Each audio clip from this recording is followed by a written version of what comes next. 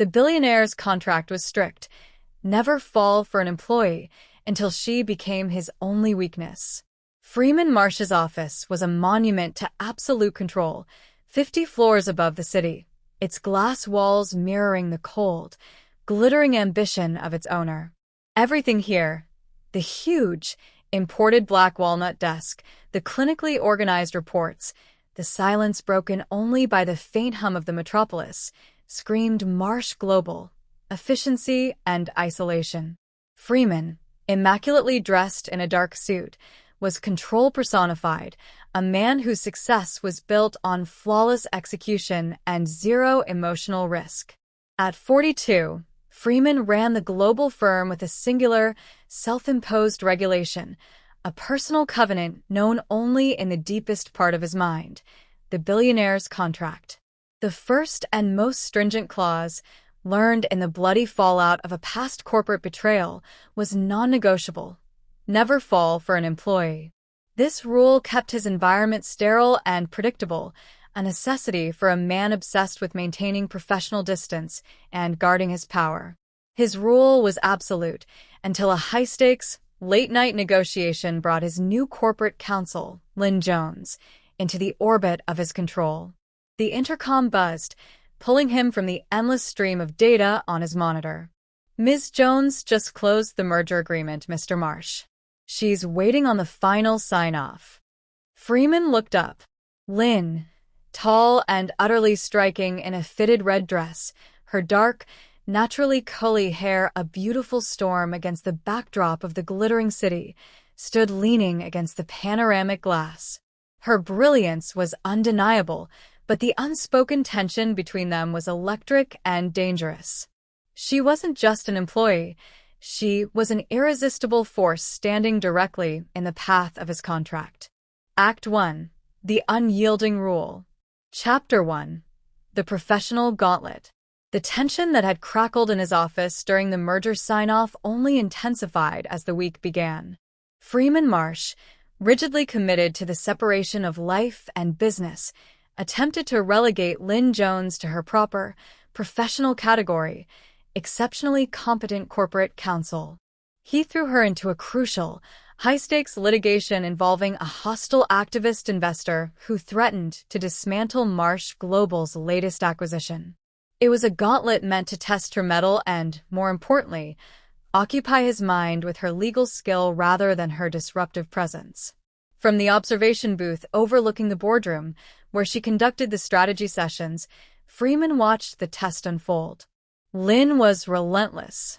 Dressed in sharp, dark suits that were the polar opposite of the red dress, she commanded the room, dissecting the activist's weaknesses with surgical precision. She possessed a rare, chilling intellectual clarity that matched his own. The problem was that admiration was the crack in the wall.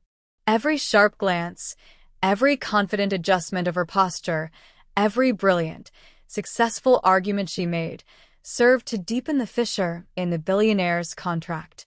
The contract was failing the test, and the only remaining question was how long Freeman could keep pretending the feeling was purely corporate. Chapter 2. The Late-Night Confidant.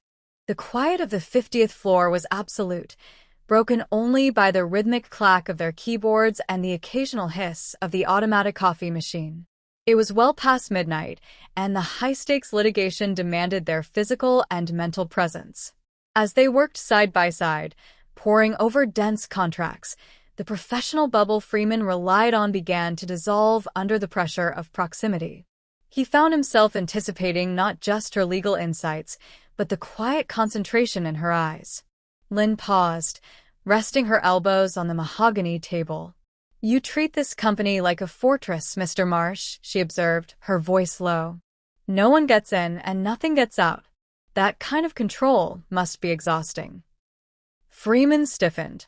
"I learned years ago that professional respect is currency, but emotional connection is a liability," he admitted, the words tasting like ash. "There was a betrayal. It cost me too much, blood money and boardroom maneuvering. My contract is protection." He gave her the scar, but not the wound. Lynn didn't press, only nodding, her sharp gaze now softened by a quiet understanding that thinned the emotional wall between them further than any legal victory ever could. The realization that he had shared this, even this guarded version, was more dangerous than breaking any clause in his contract. Chapter 3. The Line in the Sand. The final draft of the major merger agreement lay on the table, awaiting Freeman's signature, the culmination of weeks of relentless work. He felt the familiar, cold satisfaction of total victory, but his focus was pulled away by the fact that Lynn hadn't moved. She was studying a specific financial clause, her brow slightly furrowed in doubt. "This indemnity clause, Mr. Marsh," she said, her voice measured but firm. "It shifts the moral liability of the pre-acquisition debts entirely onto the acquired firm's smaller shareholders. It's technically legal, but it's sharp practice. It crosses my line." She looked him dead in the eye, her posture defiant. "I can't recommend you sign it as written." A surge of white-hot anger shot through Freeman. He was used to obedience, not moral resistance. "Your line? Your job is to facilitate Marsh Global's goals, not to pass judgment," he ground out. Lynn didn't flinch. "My duty is to my integrity. I won't risk the latter for a clause that's ultimately greedy." The air between them was thick with challenge and risk. In that moment of absolute defiance, the anger dissolved, replaced by a profound, shaking respect. She was willing to risk the salary and prestige to uphold a standard that superseded his contract. Freeman realized, with chilling clarity, that she was not just brilliant, she was his equal, and that integrity made her not less desirable, but dangerously more so. He reached for his pen, not to sign, but to strike through the clause. The professional respect had deepened the crack into a chasm. Act 2. The Rupture. Chapter 4. The Hostile Takeover. The call came just before the market closed, a calculated strike that sent shockwaves through the entire 50-story fortress. A major corporate rival had launched a crippling hostile takeover bid for Marsh Global. Chaos erupted instantly. The polished efficiency of the upper floors dissolved into a panic of ringing phones and emergency board meetings. Freeman Marsh, for the first time in years, felt the ground shift beneath his feet. He locked himself in his private office, ignoring the frantic calls from his senior executive team. There was only one person whose clarity he trusted. He hit the intercom, his voice a low, steady command cutting through the corporate din. "Get me Lynn Jones. She is immediately the lead defense attorney." The next 72 hours blurred into a siege. Lynn moved into the war room, abandoning the sharp suits for the all-night uniform of tireless strategy. She was a shield and a sword simultaneously. Freeman found himself glued to her side, working through the night, depending on her advice entirely. The professional distance, his sacred contract, was shattered by necessity. He wasn't her employer. He was her partner in crisis, relying on her brilliance to save his empire. In the brutal heat of the defense, his forced dependence on Lynn didn't feel like a weakness. It felt like the only source of strength he had left. Chapter 5. The War Room Connection. The Marsh Global War Room became their entire world. They were no longer the billionaire CEO and his corporate attorney. They were simply Freeman and Lynn, two minds locked in an inseparable sync against a common enemy. The stress of the defense effort forged them into a flawless machine, operating on minimal sleep and maximum intuition. Lynn could finish Freeman's strategic thoughts, and he could anticipate her legal pivots before she voiced them. Then came the close call. The rival company blindsided them with a late-day filing, a sophisticated maneuver that threatened to trigger a margin call. For 10 minutes, the entire defense rested on Lynn's ability to find the flaw in the attack. Freeman watched her, recognizing a flicker of raw fear cross her face, the same fear he felt in his own gut. When she finally slammed her hand down on the table, pointing to a loophole and dictating the countermotion, the relief was visceral. As the documents were rushed out, Lynn sank back into her chair, her professional mask momentarily shattered. Freeman walked over, offering her a glass of water, their hands brushing in the transfer. "You saved it," he murmured, his voice rough. "We saved it," she corrected, her voice barely a whisper. In that moment, the lines between professional success and personal survival blurred entirely, solidifying a bond that was intensely, dangerously real. Chapter 6: The Broken Contract. The final gavel had dropped on the hostile bid hours ago, the judges ruling a decisive, sweeping victory for Marsh Global. Silence, heavy and charged, returned to the 51st floor. Freeman and Lynn were alone in the vast, quiet expanse of his office. Lynn stood near the window, a profile of exhausted triumph.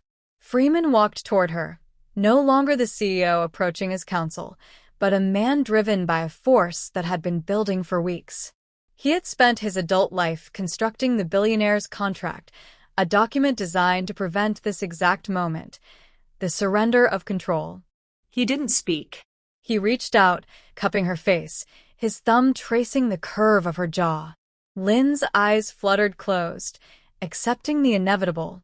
When his mouth found hers, it wasn't a tentative exploration, but an explosion of pent-up tension, relief, and desperate need. The kiss was passionate, shattering the final, invisible wall of his self-imposed rule. The contract was officially, irrevocably broken. The professional stakes were secondary now. The emotional stakes, the fear of truly losing her, were terrifyingly real. Act 3: The Truth. Chapter 7: The Secret Fallout. The kiss had been a violent, necessary collision, but the dawn brought the brutal reality of the fallout. They were now operating under a secret fallout, trapped between the desperate need for each other and the rigid demands of Marsh Global. Freeman, the master of control, insisted on an immediate, rigorous return to professional distance during work hours. In the brightly lit, sterile halls of the office, they were once again the CEO and his counsel, polite, formal, and distant, a masquerade of icy efficiency. But the moment the office emptied, the contract was broken again. Late nights in his penthouse became their desperate sanctuary. This secrecy, however, was a heavy, suffocating cloak, and it fell heaviest on Lynn. She was forced to guard not only her professional reputation but her heart, constantly balancing the thrill of their connection against the immense corporate safety risk. The strain began to show. Every time she had to brief Freeman on a legal matter using formal titles, she felt the sickening tug of the conflict. The love they shared was real, but it was actively endangering the empire he had just fought so hard to save, and potentially ruining her career in the process. Chapter 8: The Exposure. The facade of distance lasted exactly 2 weeks before the world of Marsh Global cracked open.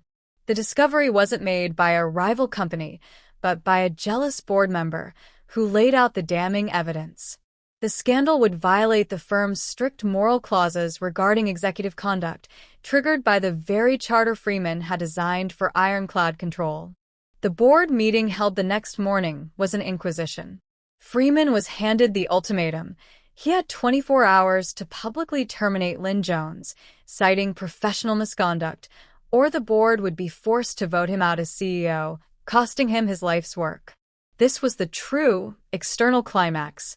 The choice was stark, reducing the complexity of his power to a single, brutal question: save his career and his billions by proving the contract was still primary, or stand by the woman who had become his emotional core.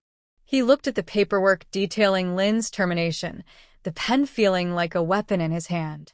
The weight of his entire empire was less than the thought of sending her away. Chapter 9: The New Contract. The 24 hours were spent in a cold, desolate clarity. When he returned to the board, he carried the signed termination paperwork, but he did not submit it. Instead, he laid down a counterproposal. He publicly acknowledged his relationship with Lynn, not as an affair, but as a deliberate choice. He stated that the original Billionaire's Contract, founded on the fear of betrayal, was obsolete. The new contract, he declared, contained only one immutable clause: honesty. The board was stunned into silence. Their leverage was gone, nullified by his transparency. He then announced Lynn's immediate promotion to executive vice president, a position that solidified her as his indispensable VP/partner.